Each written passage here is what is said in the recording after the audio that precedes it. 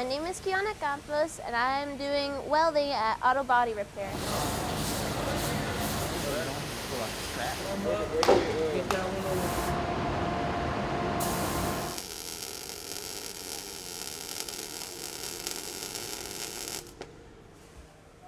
So the first thing that we've been doing is fillet welds for the certification thingy, and what we've been doing for the past few months is just going over the different types of welds, different types of colleges that you could go to. Personally, I've been wanting to go to trade school for like a long time, but it's a really good like filler in for like a bunch of different stuff. If you don't want to go to college like for that time, trade school is the best thing you could do.